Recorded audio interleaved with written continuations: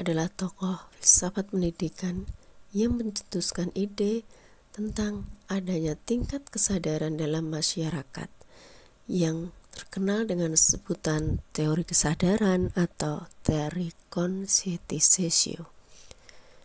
Dalam teorinya, Paulo Freire mengatakan bahwa di dalam masyarakat ada 3 tingkatan kesadaran, yaitu kesadaran magis, kesadaran naif, dan kesadaran kritis. Kesadaran magis adalah kondisi masyarakat atau manusia di mana dia tidak memiliki kemampuan untuk mengidentifikasi bahwa dia berada dalam sebuah masalah. Segala persoalan kehidupan yang dialami biasanya akan dihubungkan dengan hal-hal yang sifatnya takdir atau supranatural atau transenden. Kesadaran naif adalah kondisi di mana masyarakat atau manusia sudah mengidentifikasi persoalan mereka, namun lebih banyak menyalahkan diri sendiri karena ketidakmampuannya untuk menyelesaikan atau melawan. Kesadaran kritis adalah kondisi masyarakat atau manusia di mana masyarakat mampu mengidentifikasi persoalan-persoalan kehidupan yang mereka hadapi, mampu untuk melihat lingkup sistem dan struktur, sehingga mampu mengidentifikasi sumber permasalahan dalam sistem dan struktur. Masyarakat dalam kesadaran ini mampu mengidentifikasi realitas dan konstruksi sosial yang ada. Pendekatan inilah yang digunakan dalam penelitian yang berjudul Filsafat Pendidikan Paulo Freire, pendekatan dalam pendefinisian dan penanganan kekerasan perempuan dalam ideologi patriarki. Teori Paulo Freire digunakan untuk melihat sejauh mana ideologi patriarki berdampak di dalam menciptakan kekerasan terhadap perempuan dan bagaimana proses penanganan terhadap kekerasan perempuan tersebut. Permasalahan penelitian adalah seperti apa ideologi patriarki masih bertahan dan membentuk pola kekerasan terhadap perempuan di kota Yogyakarta. Bagaimana definisi dan batasan kekerasan terhadap perempuan yang terbentuk dalam praktek ideologi patriarki di Yogyakarta, dan seperti apa pola pencegahan, penanganan, dan pemberdayaan yang sesuai bagi fenomena kekerasan terhadap perempuan dalam ideologi patriarki di Yogyakarta.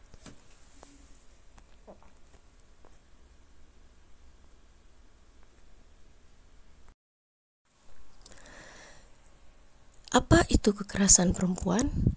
Mansur Fakih menyebutkan bahwa kekerasan bisa didefinisikan sebagai serangan atau assault terhadap fisik maupun integritas psikologis seseorang. Kekerasan terhadap manusia memiliki berbagai sumber, latar belakang, dan alasan.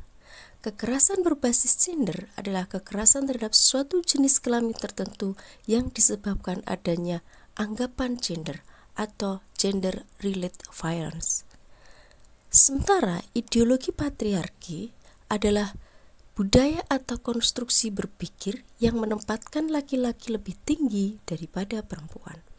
Bisa juga ideologi patriarki dimaknai sebagai kehidupan keluarga yang didasarkan pada kekuasaan oleh bapak atau patriark. Atau bisa juga dimaknai menempatkan laki-laki sebagai pihak yang lebih superior dibandingkan dengan perempuan. Namun, pada waktu yang sama juga memiliki makna melindungi dan mengayomi perempuan.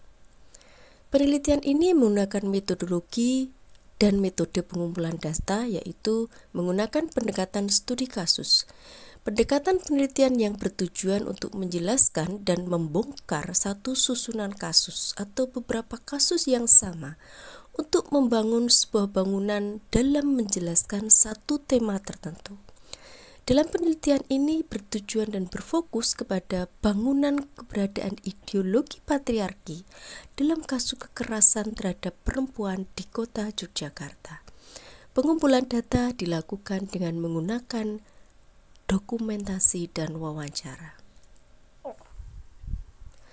Hasil dan kesimpulan dari penelitian yang dilakukan adalah: pertama, masyarakat tidak langsung secara tegas mengakui keberadaan ideologi patriarki.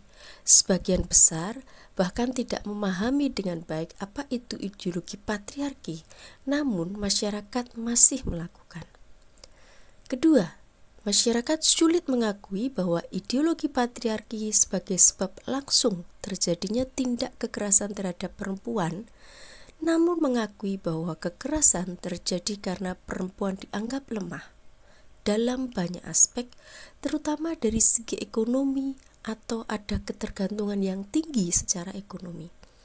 Kesulitan mengakui adanya ideologi patriarki bagi peneliti juga semakin membuktikan bahwa ideologi patriarki tersebut ada, namun berada dalam tataran kesadaran naif masyarakat dan belum disadari secara kritis.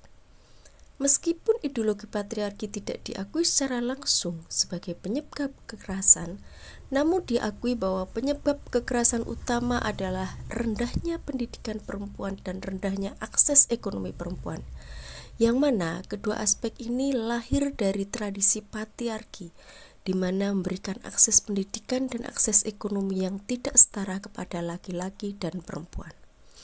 Keempat, perlunya perbaikan pada beberapa sistem penanganan, yaitu koordinasi jaringan stakeholder, penanganan kapasitas sukarelawan, dan perlunya menyentuh ranah ideologi dan relasi gender dalam penanganan kasus kekerasan terhadap perempuan.